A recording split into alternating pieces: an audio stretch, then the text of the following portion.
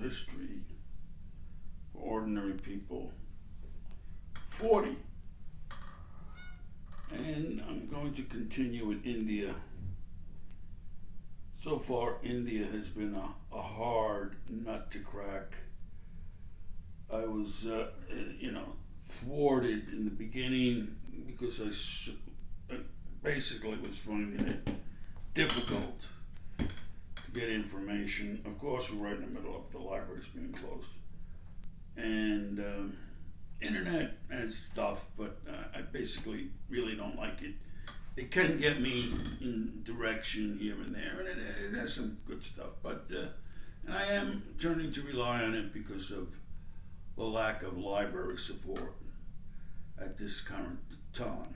But so I'm going back to India, and since I talked last on India, I have been able to get some information, and it's no longer looking like a empty slate, which is what it was looking like in the beginning. Although I had read certainly even before I started this world history thing about India, about the Himalayas, about Himalayan art, and people passing out of the Himalayas into Tibet and into other places.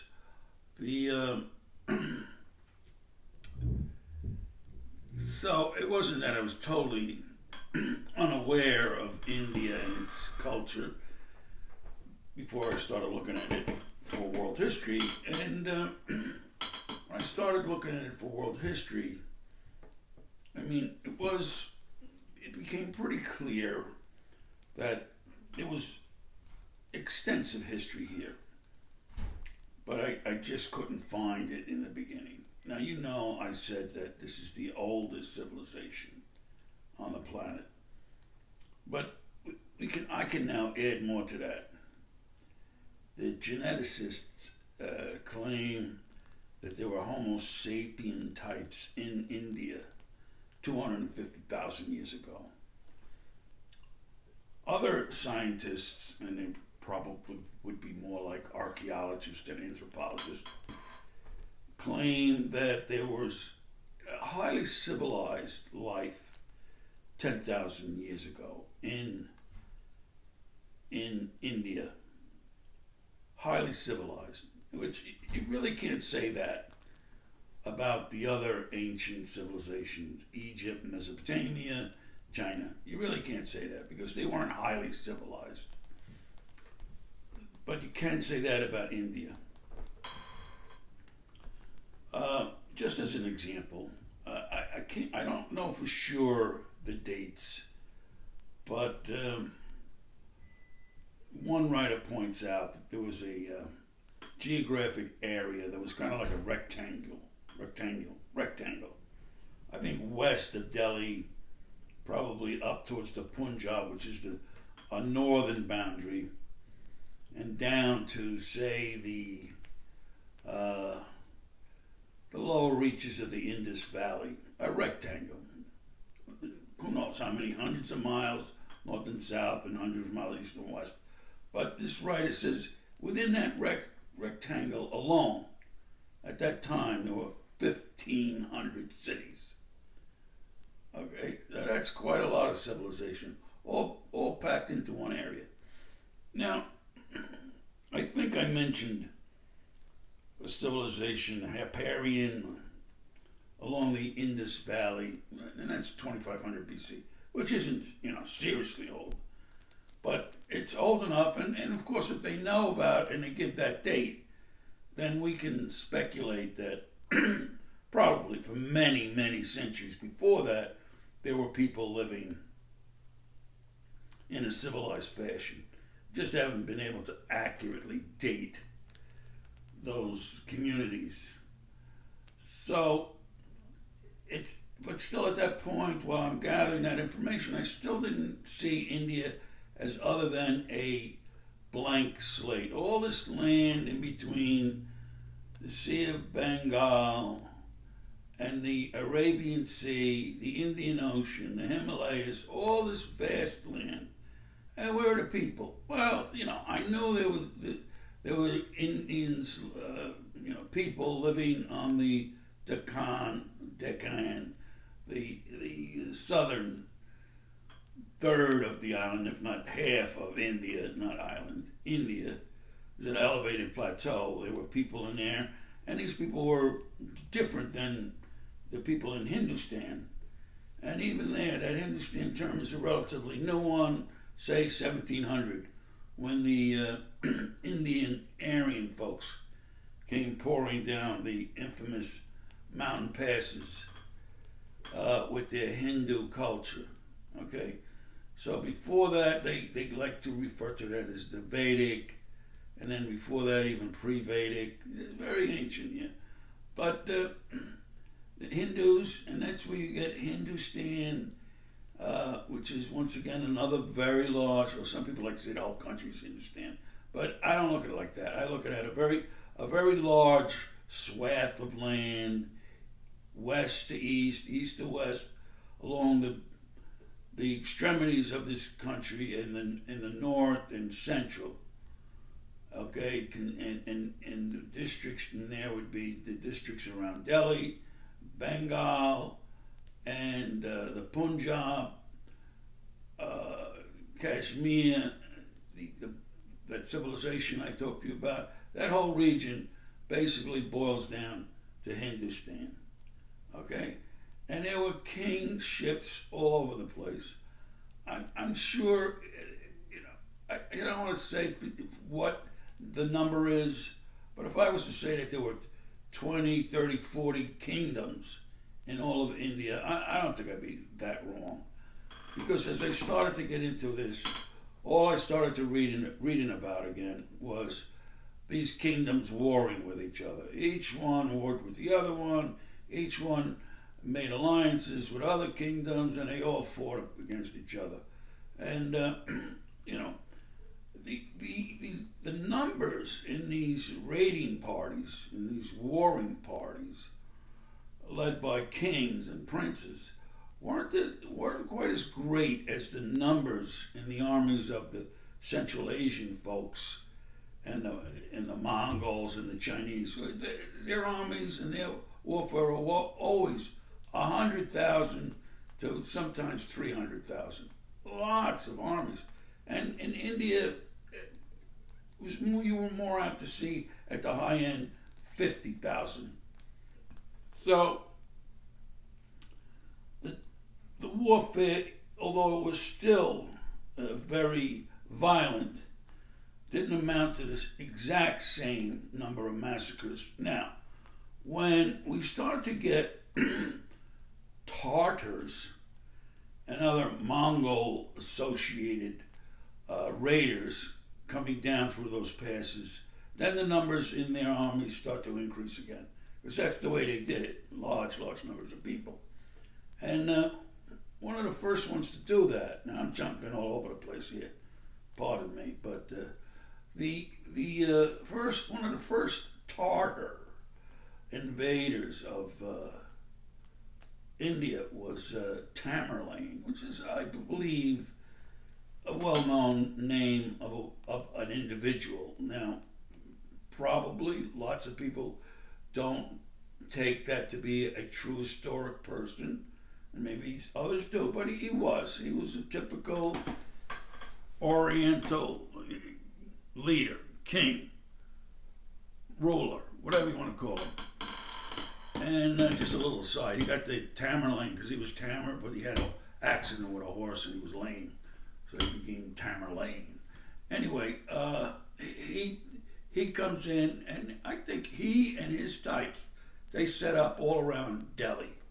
All right, so, and prior to that, the Muslim folks, quite shortly after the founding of their religion, I think the founding of their religion in Arabia was something like 620 AD.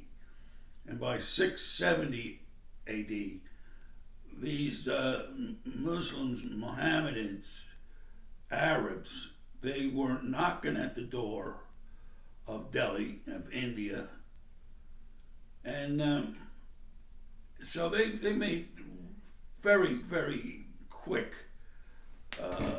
expansion of their culture, the Arabs, the Islamic culture.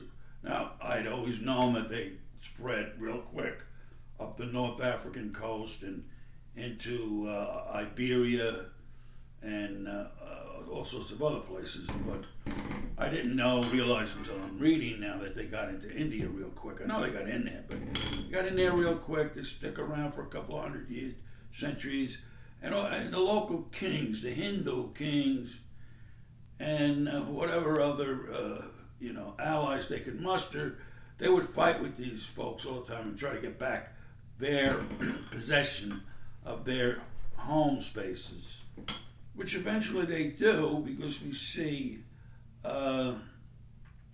Tamerlane in there, and he was not from that group of historic people. He was more from the group of historic people that we would say Central Asian, and I'm calling them Tartars, but oftentimes there was a little distinction made between Tartars and Mongols. So people who were naming this particular group of raiders oftentimes called them Moguls. So this became the Mughal Empire. Now, all that being said, I want to point out that many of these raiders into India came down the exact same path that Alexander the Great did. And then, quite frankly, he was a newcomer to the game. 324 BC, he comes charging down from Macedonia through the same passes, routes that everybody else did. And I think Kabul, which we all know a great deal or have heard a great deal from the Iraqi war and what we have going on in Afghanistan. And Kabul being a city, I think, pretty far east and south, where if you get out of Kabul, you'll be in Pakistan and on your way to India. So they all used that route, and India was very vulnerable there, So they would be constantly sending armies up there to fight back the raiders. What did the raiders want? Well, India was always considered a place of fabled wealth. Fabled, jewels, spices, wood, whatever you want, they had it. Now, even going back as far and probably much further of the Jewish King Solomon, he was one of the folks, and there weren't that many, but he was one who knew quite well when you went through Persia and you went through Afghanistan, you were in India. He knew it quite well because he set up his trade missions with that knowledge. And he was one of the lucky ones back then who was able to get the spices and the jewels and the ivory and all those sorts of things, which as a king makes you great. That's what the people want. They want to see their king with jewels and ivory because they feel certainly some of that will trickle down to them. So they do that, and this is when for me, the veil was lifted, and then I started to see India in all its spectacular history, its wonders, its its vast enormity. But I'm not trying to get away from having to talk in depth, hopefully, about the history, what went on during the millenniums, when these people were always at loggerhead with each other. Because, we read that the culture, the religion was one of pacifism. We have all these people living supposedly peacefully throughout India, and yet we come to find out that at least their leadership is at war all the time. So I got to figure that out, but at least now I know that India is not an empty historic space. A lot was going on, a lot. And I'll tell you one thing: those Indian princes, they loved intrigue. They loved to make deals, and I think their love for that got them in big trouble when the Europeans came a knocking. But that's still far ahead in this story. The one thing I want to throw out there real quick is the people that were part of that Tartar Mongol, not Mongol, the other term that sounds like Mongol, Mughal, whatever. That term, those people, Tartars, the Mughal Empire, sitting around in Delhi, and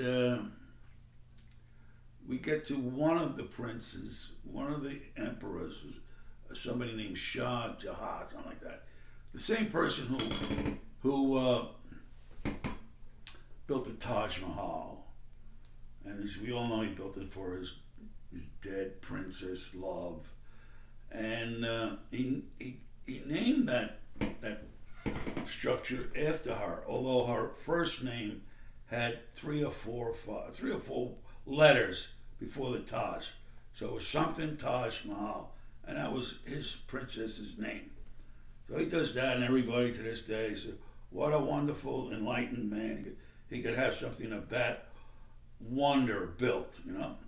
But this is the same dude who, in order to build his fabulous peacock throne, which was a jewel-encrusted seat of power for him, encrusted with diamonds and all the other jewels, the rubies, the emeralds, encrusted so that there wasn't anything but jewels on this throne. And he paid for it by raiding his own treasury while 2 million of his people starved to death. So, no matter where you look, with these folks, these people back then, and even now I'm sure, no matter where you look, you're going to find them just being greedy over the top. So the wonderful Taj Mahal creator also created famine for 2 million of his people. Now it can be said, well, would those 2 million people have starved anyway?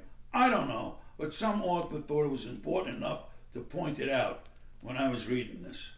So, look, the royalty in India lived so vastly beyond the means of the common folk. You can't even imagine that, the difference is so great.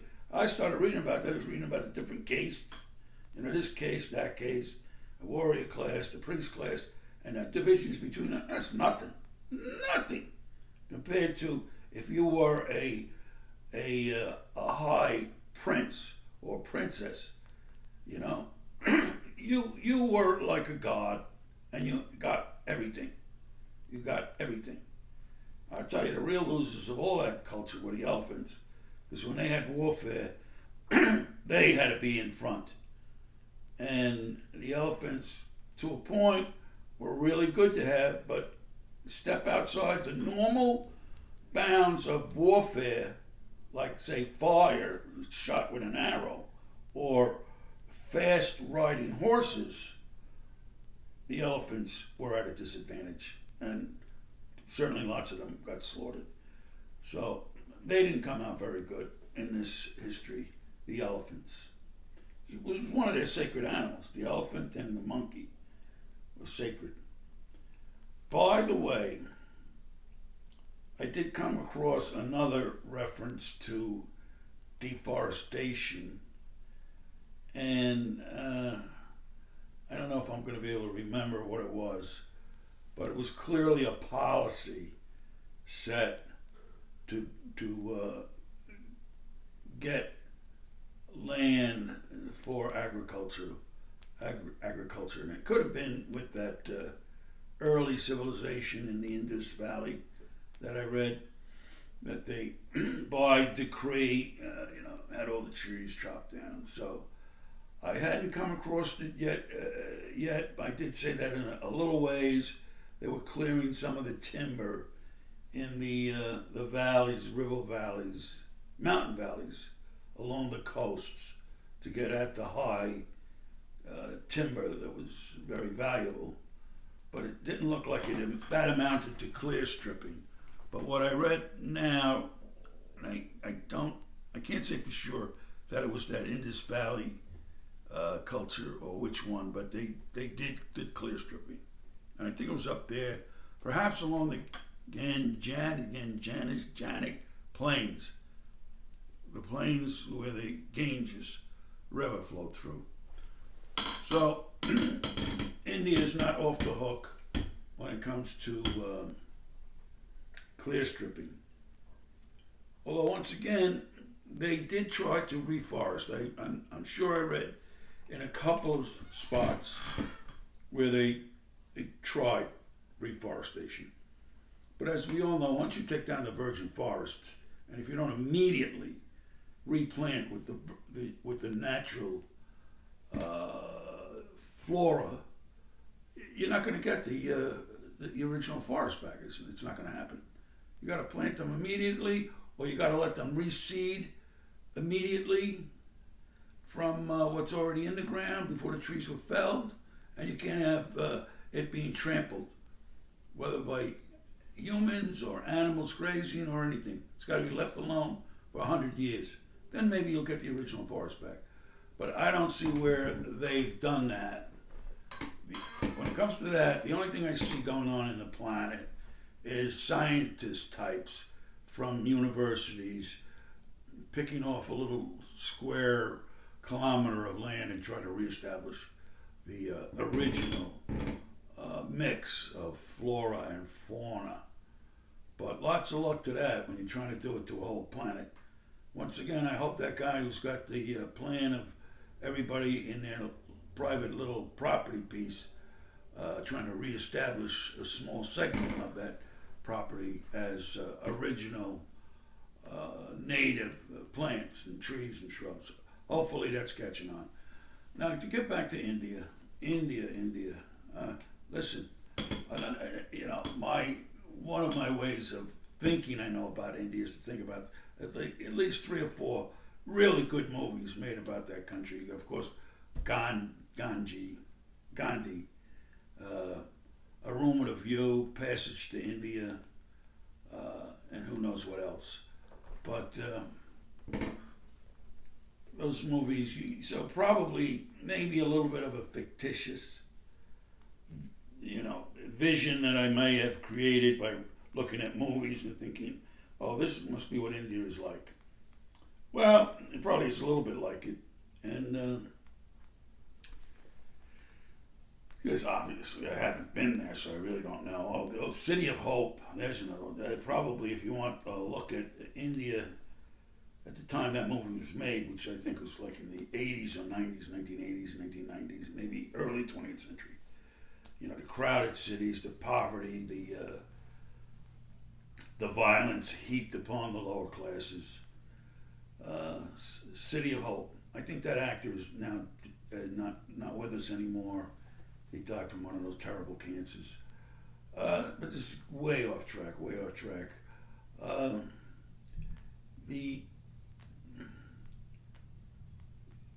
So India goes through these years and years and years, centuries of being a viable nation, a viable place where people want to do trade with, and capable of standing up for itself. Really on the road to greatness, no doubt. That's where India was headed. And when the invaders came, and they all came through that same pass where Alexander the Great came through, the country more or less stalled, because now a great deal of their resources was being circumvented, was being used to try to maintain an India that they knew and still wanted, and their resources had to be drained. This was going over quite a few centuries,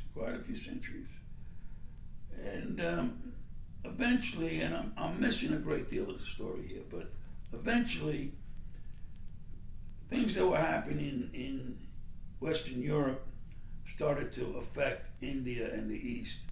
Essentially, they were crazy mad to find a route to the East. These would be the Western European kings and queens. And they were able to encourage enough sailors and navigators to find a way to get there and make a big profit. And so it's a long story. It involves people like Magellan, Vasco da Gama, Prince Henry the Navigator, even Columbus adds knowledge to this. Did I say Magellan? Yes, I did. So all this drama is going on in Western Europe, and they do succeed. And the first ones to touch base on, to get a foothold in India were the Portuguese. And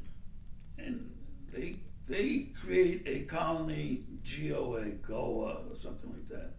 And they're doing this almost behind the back of everybody else. They're doing a trade. And they're loving it. They send ships towards the east, they get the spices, they come back, and they double the horn. That's what they like to call that. Because that was the way to get to the east from Western Europe. You go down the west coast of Africa, and you go around the Cape. And that was not Cape Horn, that was the Cape of Good Hope. I always get those confused. Cape Horn is at the bottom of South America. Cape of Good Hope, the bottom of Africa. So they would go around that, go do what they had to do in India, crossing the Indian Ocean, the Arabian Sea, and then going into places like Java, getting their spices, the Moluccas, coming back, and then they would double the Cape. I love that term, because they have to go back and forth twice to do the whole route. They weren't yet ready to, sail on eastward and cross the Pacific to get back to Western Europe. First of all, the Pacific was much too wide an ocean, and for the most part, you had to travel around that horrendous weather and seas that were all in the area of Cape Horn. So they didn't do that. They would prefer to sail back west and up the coast of Africa. At least they had a chance of getting back. So, and when they first did this, everybody was so pleased because there was so much money to be made. So that was more or less, say, the early 1500s. And the Dutch were fast on their heels. They made their Dutch East India Company. They had made their footholds. So here we got two major Western European powers, carving away at the East with India as the focal point, and finally the Brits say, hey, we got to get some of this action too, and they decide to make their own East India Company, and in time it becomes the British East India Company, I believe. So this charter for that got materialized in 1600, and Queen Elizabeth I had lots to do with getting that going, because if she was anything, she was greedy. Hey, listen, wouldn't you be greedy? You had all that power. Come on. So she was greedy. She wanted some of this action, and she had some big boy sailors to do this for her. Big boy sailors. Okay? So the guy they finally send in quickly after that charter, the ink wasn't dry on the charter that made that East Indian Trading Company. But this dude was packing. He got his ship headed east and doubling the Cape.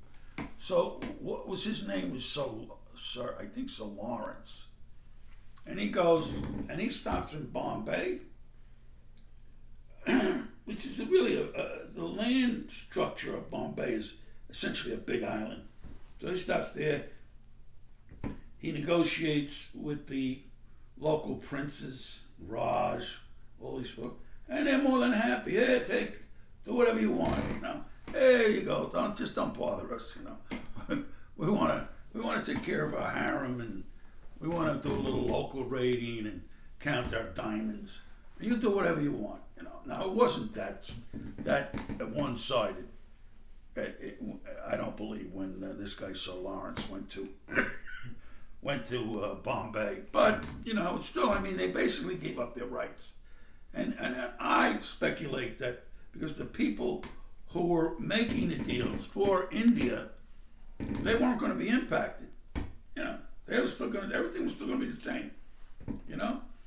And I think if you fast forward, you'll find out that the final deal was, hey, you Rajas, you princes, you kings, you just have a good time. We'll administer the company. We'll take up the country. We'll take our cut. You guys just have a good time. You go hunting tigers, okay? You go have a few festivals. Go visit the Queen Victoria. Tell her how great a queen she is. And then, but we'll do the wheeling and dealing in the business and the administrators, because let's face it, you're not good administrators, all right? Your people are always rebelling, always. Mutiny, rebellion, fighting. You don't do a good job at that. Let us do it. We Brits are good at that, okay? We bring everybody to their knees. And why? One of the reasons is because we're the greatest naval power on the planet. Nobody can touch us. So the Indian folks saw the light of day, and or at least they saw the wisdom in that way of looking. I tell you, but they love to fight on land too, because quickly into the Europeans taking their piece of India, they're fighting each other on the land of India. The French and the Brits had a big war on the land that was India. So go figure. You're not only in somebody else's house, you're fighting with the other people in that house who have nothing to do with India, have nothing to do with you, but you're fighting them, and they're fighting you in somebody else's house. Arrogance that you can't imagine lived in these people's hearts. Arrogance. Ill concern for anybody. However, that's what they did, and this is supposed to be about history. But I think history should point out when people are being arrogant, when they're being greedy, and when they're being over-the-top violent with their massacring, whatever it is, So that's what's going on there. And I'm just starting now to look at the Brits in India. But that's going to be a lot of fun because, first of all, that's what we know the most about. Or at least that percolated to the most conspicuous history that we have to deal with. They have, from what I'm reading now, they have a great deal of historical accounts of what went on in ancient India right on through the British occupation. And from what I can tell, they're keeping quite good records of what's going on right now over there. I'm gonna stop now because I went way over my allotted time for any of these talks.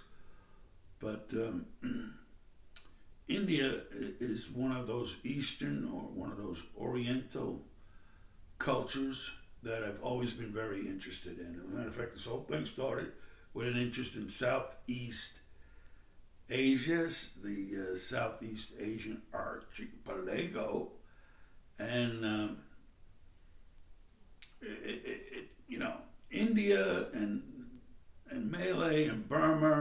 these places, these Oriental spaces and places are all very intriguing.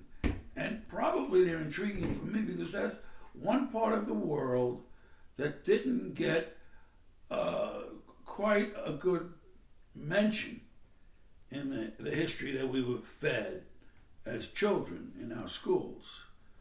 So, we probably knew about Pocahontas, and we probably knew about Paul Revere, but we didn't know anything about these people in places like Burma and India and Uzbekistan and Mary.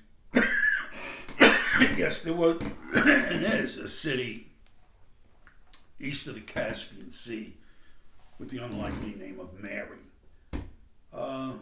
Just a tremendous amount of history to be excavated in those places. Now, on the other hand, I know beyond a shadow of a doubt that history has been written on these areas that I know very little about.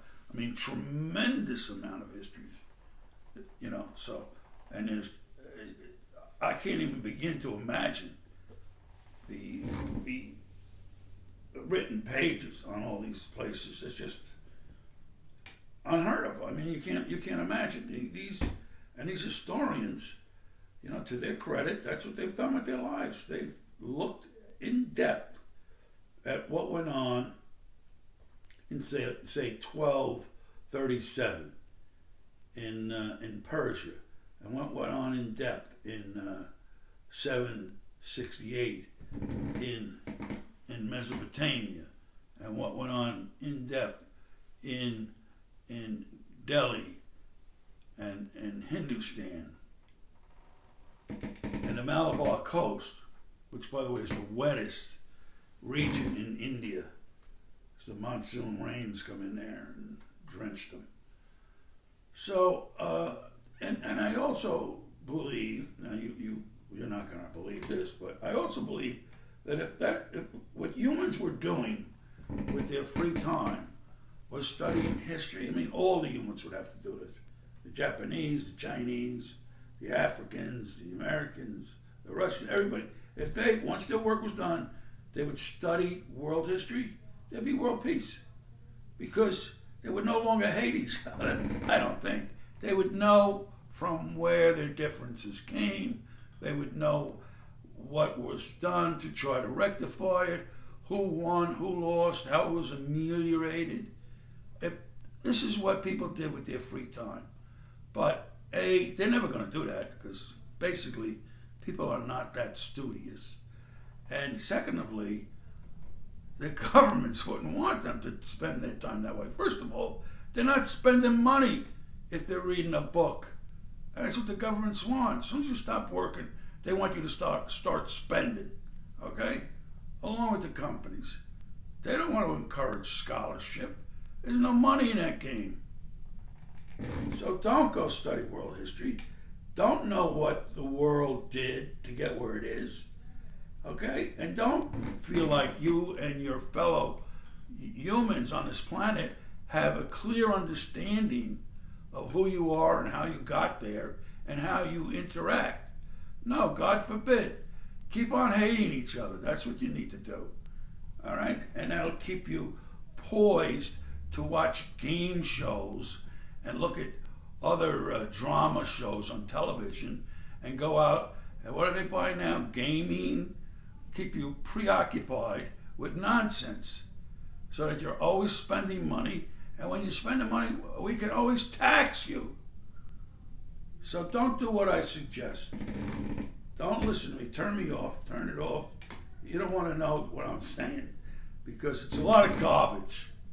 Nobody's ever going to read history as what they do with their spare time. Or maybe some people do. Let's say you have a community of 100,000 people. There may be 5,000 people who spend their spare time reading history. And that's encouraging, if that is the ratio. That would be encouraging. But I don't see it. I don't see it. Gaming, that's the big deal. If you notice, the internet access was down considerably Christmas night, because all the little children and all their parents with their new Christmas toys of computer gaming or on the internet, bringing that internet to its knees.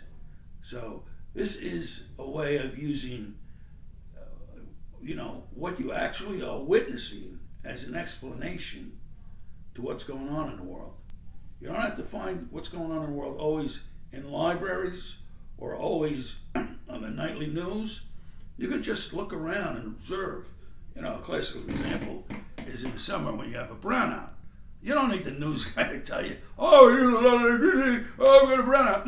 No, everybody's using their air conditioners and we got a brownout. You don't need anybody to tell you that. Turn it off. Turn the television off. You don't need it. Start to live. I'm going on a wild rant here. Man, I better turn this off, huh? Listen, thanks for listening. Pick up a book on Indian history. There's probably a gazillion of them. And it'll be a thick volume, I'm sure. But very interesting. You'll like it. The art is magnificent. I haven't gotten into their literature much yet, but that's going to happen now. I did years ago, but I didn't understand anything. They were talking about this Gupta and that Gupta. I don't know what they were talking about.